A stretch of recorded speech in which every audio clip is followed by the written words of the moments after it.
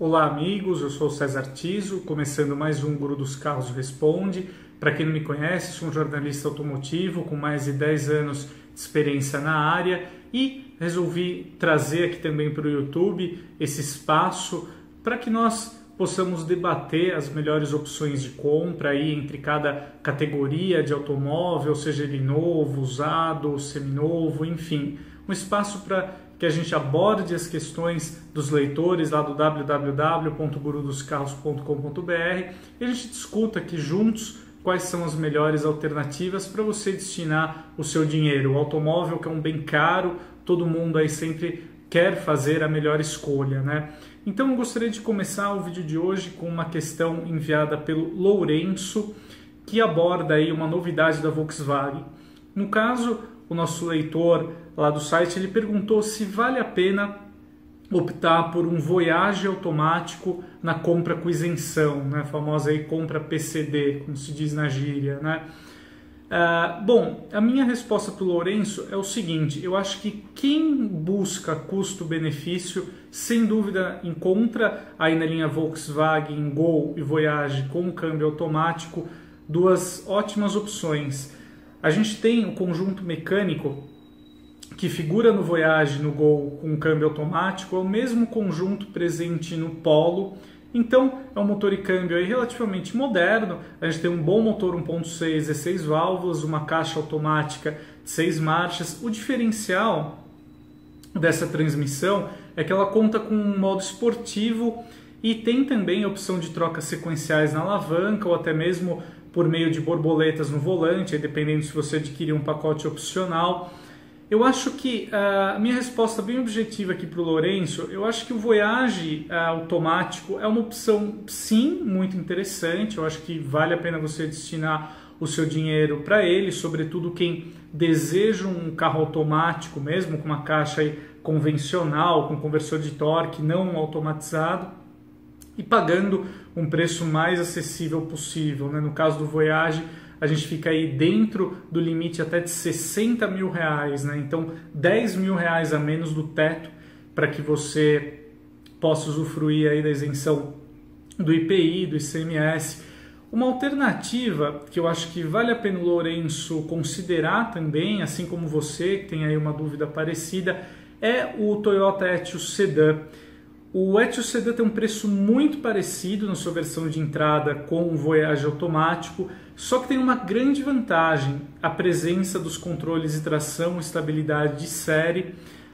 O Etios Sedan é claro que está longe de ser um dos carros mais bonitos aí do mercado, mas tem um ótimo porta-malas com capacidade para mais de 560 litros. Tem um custo-benefício interessante, é um pouquinho mais barato até que o Voyage automático e tem o mesmo nível de equipamentos.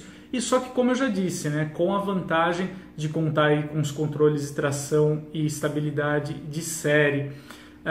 Claro que para muita gente o visual é uma coisa preponderante, eu não sei aqui se é o caso do Lourenço, de você que está assistindo esse vídeo, então muita gente acaba não considerando, né, sequer considerando a compra de um Etios Sedan, mas ele é um carro bem interessante sim, tanto ele quanto o hatchback, para quem procura custo-benefício, um valor mais convidativo na aquisição de um carro automático, né? Então eu acho que vale a pena, assim como o Voyage automático, você ficar de olho também aí na linha Toyota Etios. São carros aí bem interessantes para quem busca custo-benefício na hora de adquirir um carro automático.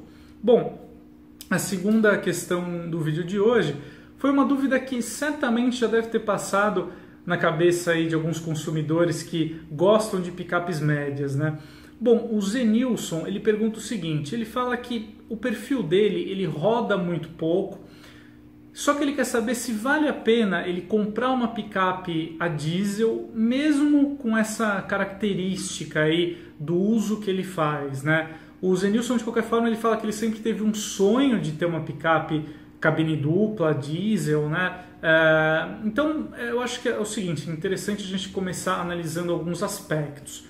Bom, para que, né, vale a pena um carro a diesel? A grande vantagem do carro a diesel é que você tem um custo por quilômetro rodado mais barato em relação a um carro a gasolina, por exemplo. Então, o diesel você tem um valor um pouco menor que a gasolina, só que você roda muito mais, né? Então você tem maior autonomia, um menor consumo de combustível para rodar bem mais em relação a um carro a gasolina. Então, com isso, seu custo por quilômetro é mais interessante. Para carros grandes, carros mais pesados, como é o caso de uma picape média a diesel, uma picape média cabine dupla ou um SUV grande, o motor a diesel também tem uma vantagem que, graças ao maior torque, esse carro consegue entregar respostas dinâmicas melhores, né? Você tem um carro com uma aceleração melhor, retomadas também. Então, é um propulsor aí interessante nesse caso. Bom, eu acho que também carro é uma questão emocional, né? Mexe muito com esse lado das pessoas. Eu acho que se o Zenilson tem esse desejo, tem um sonho de ter uma picape a diesel, eu acho que também a gente tem que realizar alguns sonhos na vida, né? Não é só também ficar controlando ou pensando no dinheiro. Se ele tem a oportunidade de adquirir esse carro, eu acho que vale a pena ele dar esse presente aí para ele, né? O que eu faria se eu estivesse no lugar do Zenilson? Talvez, em primeiro lugar, acho que eu não compraria uma picape média, cabine dupla e a diesel nova, que ele vai ter que gastar muito, ele não conseguiria recuperar esse dinheiro que ele vai gastar se ele roda muito pouco, né? Então, qual eu acho que seria uma alternativa para o Zenilson? Talvez ele optar por uma picape cabine dupla média, mas seminova, né? Então, para que ele não perca tanto dinheiro aí, quer dizer, ele não consiga recuperar o dinheiro que ele vai gastar mais um carro a diesel, ou talvez uma alternativa seria ele optar, por exemplo, por uma Fiat Toro, que você tem aí versões mais acessíveis com motor a diesel em relação a uma picape média. Então seria uma alternativa bem mais lógica aí no caso do Zenilson, né? Então essa acho que é a minha resposta para o Zenilson, e o detalhe que ele vai ter que ponderar, né?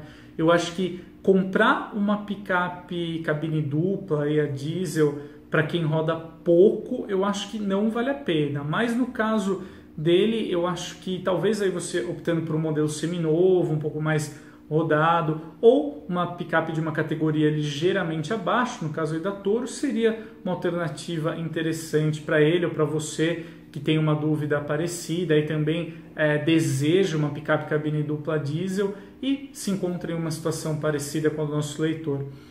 Bom, para encerrar o vídeo de hoje, eu trago aqui uma questão enviada pelo Flávio, que ele coloca a seguinte questão: ele ficou em dúvida entre um Corolla GLI automático, aí linha 2019 já, ou um Jeep Renegade Sport. Ele falou que tem família, se preocupa aí com segurança e ficou em dúvida entre esses dois modelos, né? Bom, a gente está falando aqui de carros aí gravitando em R$90 mil. Eu acho que no cenário que o Flávio coloca aqui, eu acho que vale mais a pena ele optar pelo Toyota Corolla. Primeiro, eu acho que se a gente olhar aí para o que o Renegade Sport oferece, a gente já tem algumas vantagens a favor do sedã. A gente tem 7 airbags no Corolla, no Renegade Sport ele conta aí com o airbag duplo frontal obrigatório. E você tem também, eu acho que pensando no uso familiar, uma proposta mais interessante no Corolla, né? Você tem um porta-malas bem maior no sedã e a cabine do Corolla também é bem espaçosa. Você tem um bom espaço interno, em especial para os passageiros aí no banco traseiro, também conseguem se acomodar com muito conforto. E eu acho que também um atributo muito positivo do Corolla vai para o conjunto mecânico. Com o motor 1.8 e o câmbio automático CVT, o Corolla é um carro com um desempenho bem aceitável, só que bem econômico também. Eu, por exemplo, testemunho aqui, eu já cheguei a percorrer na estrada com um Corolla bem parecido também, GLI 1.8 com câmbio CVT. Eu cheguei a superar 16 km por litro na estrada com gasolina. Então é um carro bem econômico, surpreendentemente econômico, até pelo porte do carro, né? O motor, a gente está falando de um motor com deslocamento pequeno. Então é um conjunto mecânico muito bem acertado. O Renegade, por sua vez, apesar de algumas melhoras que a Jeep promoveu no modelo, ele ainda é um pouquinho gastão, não tem um desempenho aí também dos melhores. Eu acho que, claro que o Renegade é um carro interessante, mas eu acho que falta uma evolução aí no conjunto mecânico. A gente já sabe que a Fiat está preparando, a FCA no caso, né, está preparando motores com turbo para equipar a gama da FCA, né, então as marcas Fiat e Jeep aqui no Brasil. Mas enquanto esses novos propulsores não chegam, eu acho que vale a pena, Flávio, aí você também tem uma dúvida parecida, partir para o Corolla GLI hoje, né? Eu acho que você faz uma escolha mais interessante, mais completa, optando pelo sedã. Bom, é isso aí, pessoal. Esse foi mais um vídeo de hoje. Espero que tenha ajudado você na sua decisão do próximo qual carro comprar. E a gente se vê no próximo vídeo. Muito obrigado, um grande abraço e até mais. Tchau, tchau.